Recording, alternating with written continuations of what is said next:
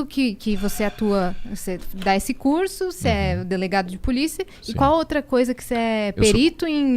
Eu sou coordenador do Estratégia Concursos, que é a maior empresa de cursos online do Brasil. Ah, tá. Né, de preparação para concurso público. Então, se você me dissesse assim, eu quero Eu já ouvi fazer falar. concurso... Você já deve ter visto o anúncio, um monte de coisa assim. Só que eu eu não quero sabia fazer que era concurso para... Não é meu. Se eu fosse sócio do Estratégia, eu tinha chegado de helicóptero. Não é meu. Eu sou coordenador. Mas podia chegar de helicóptero também. Não. Da polícia. Não, Comandante Hamilton. Não. O helicóptero podia não ser seu, mas você podia chegar de helicóptero. Seria... até o Papai Noel no meu condomínio já chegou de helicóptero. Você lembra aquele conseguiria. trampo do Uber lá? Pode trocar por helicóptero? É, Pra eu voltar pra Ubercóptero. casa? E aí eu dou aula de medicina legal, dou aula de criminologia e de lei orgânica da polícia dentro dos Isso cursos que eu queria saber. O que é lei orgânica da polícia? O policial civil, o policial militar, eles são funcionários públicos estaduais. Mas como tem uma série de especificidades da carreira, existe uma lei específica que regulamenta a relação dele com o Estado. Então é a lei que diz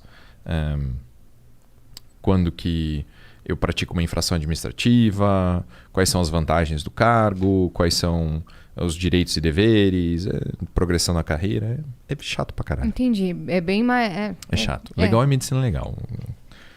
Lei orgânica é chato. Mas tem que Medicina estudar. legal? Medicina legal, é divertido. Isso é de investigação?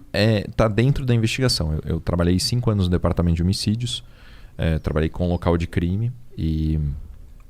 Então, assim, uma pessoa foi morta, você chega lá e você precisa analisar o local, descobrir o que aconteceu, qual foi a arma que foi utilizada, quais são as lesões que aquela pessoa sofreu, né? Então a gente estuda tudo isso dentro de medicina legal. Toxicologia, traumatologia, asfixiologia, sexologia, tudo dentro da medicina legal. Entendi. É um misto de investigação com medicina, com direito. Ô, louco. Então, dá um exemplo. Por exemplo, rolou um crime, sei lá. Vou te dar vou dar um caso. Me dá um Tá, caso. um caso legal. Então imagina que você chega num local de homicídio e você vê a vítima é um homem, ele tem uma corda em volta do pescoço e ele está preso no registro do banheiro. Sabe o registro do banheiro? Aquele negócio que fica lá em cima, né? Aquela que você fecha e tal. Então, aquilo normalmente é uma estrutura bem forte, às vezes as pessoas usam para se matar. Coloca lá a cordinha e tal e ele está lá naquela posição. Aí você chega lá e você começa a ler o corpo. Entender quais são os sinais que estão, os sinais característicos de asfixia e tal, e você percebe que não está batendo muito certo. Porque, por exemplo, os livores cadavéricos, né? Hoje, você, a Cris, a gente tem mais ou menos 6 litros de sangue circulando no corpo. Tá? E tem uma bomba, que é o coração, que está bombando esse sangue. Quando a gente morre, o coração para de bater. Então o sangue ele funciona, né? Ele vai parar de circular por força da bomba, ele vai se depositar. Quando ele se deposita, ele forma essas manchas. E essas manchas têm uma relação com a forma como o corpo está. Então, a gente chega no local e a gente vê que as manchas, né, as hipóstases, não são compatíveis com a posição do cadáver. E aí você começa a entender, bom, então esse cara aqui, na verdade, ele estava caído no chão, né? Alguém pegou ele, pendurou e falou que foi um suicídio. Exato. Só pela mancha do corpo. Por um sinal cadavérico do corpo. Aí você vai pensar, bom, quando a pessoa morre com, asfixiada, ela tem algumas características no pescoço, ela tem, dependendo, né, do ponto do laço, vai ter equimoses no lado do pescoço que vão sinalizar que, né, ela ficou pendurada, vai ter fratura em alguns ossos, em outras coisas assim. Então você lê o corpo com o objetivo de descobrir se aquilo que está aparente é verdade. Né? Por exemplo, aquele caso da menina da Nardoni, né? Que, se eu não me engano, os pais alegaram que ela caiu da janela, né?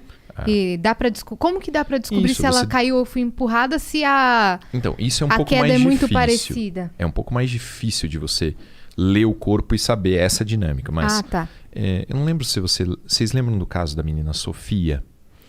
A Sofia é uma menina de 4 anos que morreu asfixiada. O pai disse que ela tinha morrido com uma sacola na cabeça.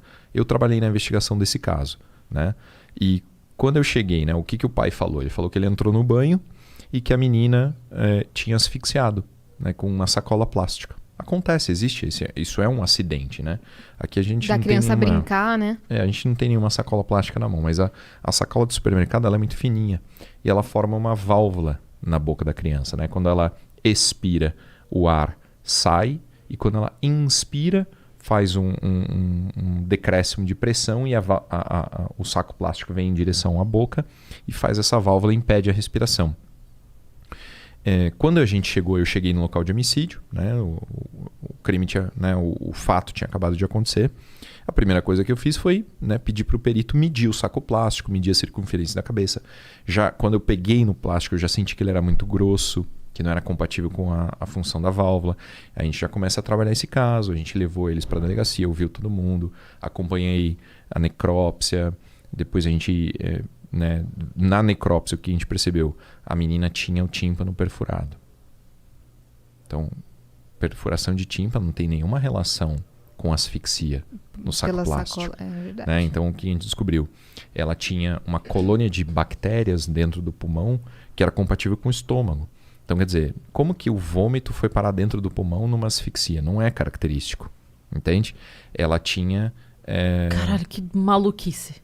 Exato. E daí o que né? Até hoje o pai ele nunca confessou, né?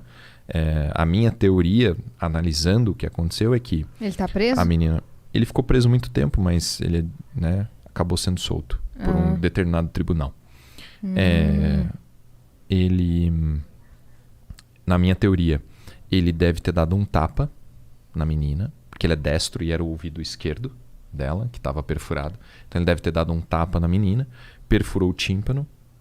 Perfuração de tímpano causa uma dor muito grande, muito intensa, a criança chora. Às vezes quando a criança chora muito, ela não vomita.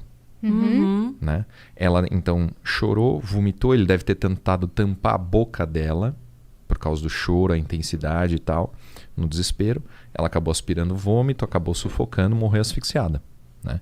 Aí ele deu um banho na menina, ele lavou ela, ele estancou o sangramento do ouvido com um pedaço de papel higiênico e colocou o saco plástico na cabeça e forjou essa história. Então, a importância da medicina legal é essa. É analisar a narrativa, analisar a vida real e ver se as coisas batem. Se não bater, algo está errado. A gente prendeu ele no dia do funeral da menina. No funeral da menina, a gente saiu com ele preso. Né? Ficou preso... Mas como vocês puderam prendê-lo? Eu representei pela prisão preventiva, né? Temporária e depois a preventiva dele. Mas não foi flagrante delito. Né? Entendi. Mas aí você apresentou essa teoria... Isso, a gente ficou 3 dias sem dormir. A primeira vez que eu dormi foi no necrotério, esperando a necrópsia. A segunda vez que eu dormi nesses 3 dias foi no fórum, esperando o juiz da prisão. Caraca, meu.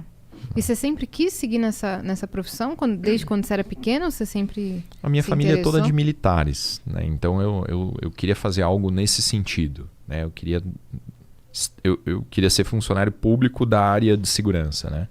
E eu fiz faculdade de Direito.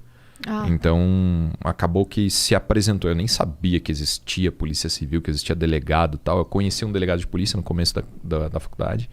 E aí vi, isso aí que eu quero fazer, né? Eu me formei em 2010, de dezembro de 2010, janeiro de 2011 comecei a estudar. Metade de 2011 teve concurso, aí passei e vim para São Paulo. Caraca, Você entrou muito jovem, né? 25 anos. Minha idade.